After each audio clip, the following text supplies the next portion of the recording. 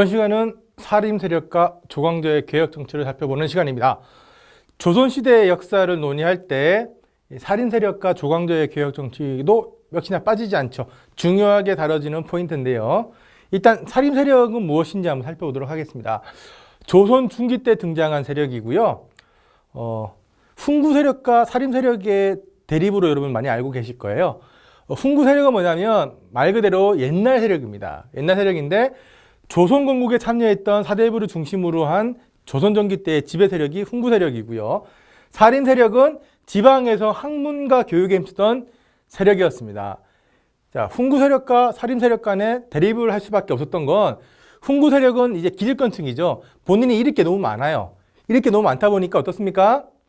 이제 저항하는 거예요. 변화에 저항하고 그다음에 변화를 싫어하는 거죠. 변화를 막으려고 합니다. 점점 또 부패하게 되고요. 그걸 사림 세력들이 지적을 하는 겁니다. 성종 때부터 훈구 세력을 비난을 하죠. 하지만 이제 훈구 세력들은 무슨 세력이라고? 지배 세력입니다. 기득권 세력이기 때문에 사림 세력을 가만히 놔두진 않습니다. 네 차례에 거쳐서 사림 세력에게 하를 입히죠. 사흘을 거쳐서 사림 세력을 박해를 합니다. 박해를 하는데 선조 때에 이제 사림에게 이제 정권을 드디어 빼앗기게 되죠. 빼앗겨서 이제 사림은 조선시대를 망조에 들게 한 붕당 정치를 시작하게 됩니다. 뭐 훈구 세력도 나쁜 놈들이고요. 사림 세력도 사실 제밥에 관심이 있었던 세력인 거죠. 쉽게 얘기하면 백성을 위한 정치가 아니고 자기들의 파벌, 자기들의 기득권을 위한 정치를 훈구 세력도 해왔고 훈구 세력을 비판한 사림 세력조차도 자기들끼리 파벌 싸움을 벌이면서 자기들의 이익을 위해서 싸웠습니다. 사실 이게 붕당 정치가 말이 많죠. 조선시대 그러면 붕당 정치가 정말로 기억에 많이 남을 거예요. 붕당 정치를 정말 많이 강조를 합니다. 뭐 동인, 서인 이렇게 나눠져 가지고 서로 간에 흩뜯고 서로 간에 뭐 예컨대 뭐 반대를 위한 반대를 하는 거고 지금 정치를 보는 거랑 똑같아요. 예컨대 야당이 되면 여당이 길을 쓰고 무조건 뭐 하든 반대하고 입장이 바뀌면 또 길을 쓰고 또 서로 반대를 위한 반대를 하고 그때의 전통이 이때부터 계속 이어져 오는 것 같아요. 그 훈구 세력과 사림 세력 간의 그런 다툼을 통해서 사림 세력이 정권을 잡았고 사림 세력은 정신을 차리고 백성을 위해서 노력한 게 아니고 이제 자기들끼리 편을 갈려가지고 붕당 정치를 해서 결국엔 조선을 말아먹는 한 가지 원인을 제공하는 이제 세력이 등장하게 됩니다. 사림 세력의 대표 인물은 조광조가 있죠. 조광조. 이 조광조의 대표적인 개혁 정책 5가지가 있는데요. 여기서 제가 빨간색으로 적어놓았던 것만 알고 계시면 수능 한국사에서 문제를 푸는데 전혀 지장이 없습니다. 첫 번째는 소격서를 폐지했다는 거 중요하죠. 소격서는 뭐냐면 조선시대 예조에 속해 있던 도교 행사를 주관하던 부서였어요. 조광조는 이렇게 얘기합니다. 성리학의 나라다. 성리학의 나라인데 왜 도교는 어떻게 보면 자연을 숭배하는 거잖아요. 성리학이 아닌 자연을 어떻게 미신을 숭배하느냐. 성리학의 나라에서 도교를 도교 행사를 주관하는 부서가 있다는 게 말이 안 된다라고 주장해서 소격서를 폐지를 하는데 조광조가 사실 가대표 포장된 인물이라고 저는 생각을 해요. 왜 그러냐면 이 조광조는 개혁 정치를 했지만 뼛속까지 사대주의자였습니다. 뼛속까지 사대주의자. 지금으로 치게 되면 뼛속까지 이제 친일파, 예컨대 친일파면 친일파, 친중파면 친중파 그런 그런 상황인 거죠. 소격서를 폐지했던 게 도교 행사를 성리학의 나라에서 하는 게 말이 되느냐라는 것도 있지만 또 내면에 또 다른 이유로는 하늘에 사실 도교는 자연은 이꼴 하늘이니까 하늘의 제사를 지내는 건 일개 속국인 조선왕이 할 만한 성질이 안 된다. 조선왕이 해서는 안 된다. 왜? 하늘은 천자. 자, 보통 명나라 황제, 중국 황제를 천자라고 불렀습니다. 하늘의 아들. 그러니까 말 그대로 하늘의 이제 주권자인 거죠. 하늘의 주권자가 하늘의 제사를 지내야지.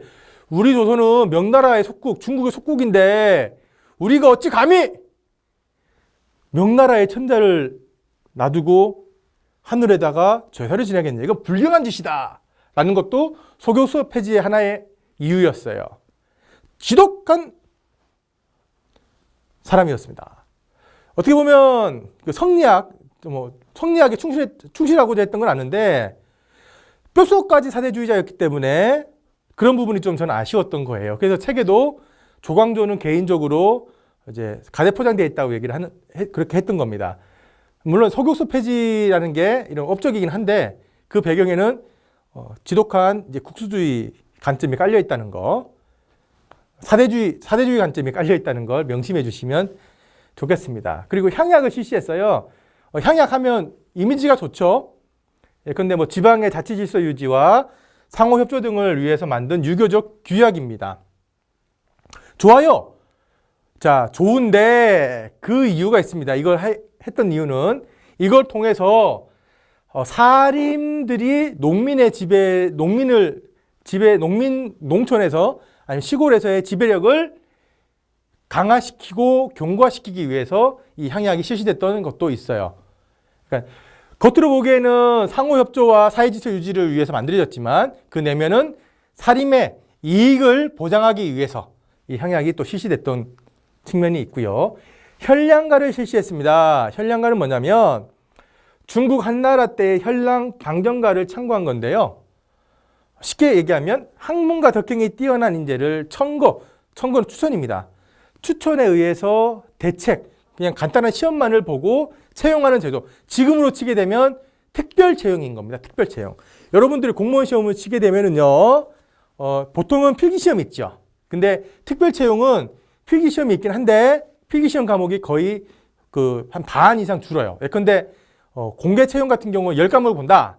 그럼 특별 채용은 3과목만 보는 겁니다. 그리고 경쟁률도 낮아요. 보통 공개 채용 같은 경우는 100대 1, 50대 1이 기본인데 특별 채용은 자격 조건이 있습니다. 예컨대 뭐 이런 이유를 10년 이상 한 사람, 박사학위가 있는 사람, 이런 식으로 자격 조건을 제시를 하기 때문에 경쟁률이 5대 1 내지 10대 1 손으로 확 줄어요. 그래서 그 특별 채용이 되는데 그런 특별 채용과 비슷하다고 보시면 됩니다. 그 학문과 덕행에 뛰어난 인재를 과거 시험이라는 형식적인 절차를 거치지 않고 바로 채용하는 제도. 이게 물론 좋은 점도 있어요. 과거 시험은 예컨대 내가 과거 시험을 안 볼 수도 있잖아. 그죠? 나는 정말 뛰어난 인재인데 쉽게 얘기하면 삼국지에 보게 되면 제갈량이 과거 시험을 통해서 관리가 됐나요? 아니잖아. 유비가 가서 상고초려 3번이나 찾아가서 제발 저의 참모가 되어주세요. 머리를 조아리니까 그때서야 감동해가지고 유비의 참모가 됐던 것처럼 이제 과거 시험을 안 치는 관리들도 있었던 거죠. 과거 시험을 안 치는 제야의 인재들도 있었던 거예요. 그런 인재들을 추천을 통해가지고 채용하자. 뜻은 좋은데 이 현량가가 또 변질이 되는 거죠. 뭘 위해서? 조광조의 사람을 심어 넣기 위한 하나의 이제 제도로서 변질이 되는 겁니다. 한마디로 이제 조광조가 딱 등장하면서 자기 세력을 또 심어줘야지 본인이 힘을 얻을 수 있으니까요. 네 번째, 종국공신의 위훈을 삭제했다. 이것도 상당히 중요한데 중종은 누구냐면 중종 이전에 또 희대의 미치광이 왕이 있었어요. 연산군. 흥청망청으로 유명했던 연산군이 있는데 연산군을 쫓아내고 중종이 이제 왕으로 옹립이 됩니다. 그걸 이제 중종반정이라고 하는데 중종반정에 공을 세웠던 이제 공신들이 있을 거 아니에요. 근데 공신 중에 가짜 공신들도 있는 겁니다. 예컨대 이제 이름 하나 끼워 놓은 거죠. 서류상으로. 실제적으로 한국 역사를 보게 되면 이런 이렇게 밥숟가락 얻는 행위들이 상당히 많이 있어요. 얼마 전에도 그런 행위가 있었죠. 예컨대 불과 60년, 70년대에 있었던 베트남 전쟁. 그 전쟁에도 한국군이 참전했지 않습니까? 근데 실제적으로 진짜 총알이 왔다 갔다 하는 전쟁터에서 용감하게 싸워가지고 훈장을 받았던 사람도 있는 반면 전쟁에도 참가하지 않아서 전투도 참가하지 않았어. 그냥 뒤에서 편안하게 행정 업무만 했는데 중간에 이렇게 서류를 위조해가지고 무공훈장 받은 사람도 상당히 많아요. 그게 지금 또 많이 문제가 되고 있고 그쪽 사회에서는 시시되고 있는데 곧 그런 문제들도 언젠가는 또 이슈화가 될 겁니다. 이런 것처럼 우리나라 역사에 보게 되면 숟가락 얹는 행위들이 많았어요. 그러니까 전국공신 위훈 삭제도 그런 의미입니다. 그러니까 참가하진 않았지만 숟가락 올린 거야. 올리고 의무는 안 하고 행동을 안 하고 권리만 처먹는 그런 인간들이 조선시대 때부터 있어 왔던 거죠. 그걸 이제 조광조가 얘기를 한 겁니다.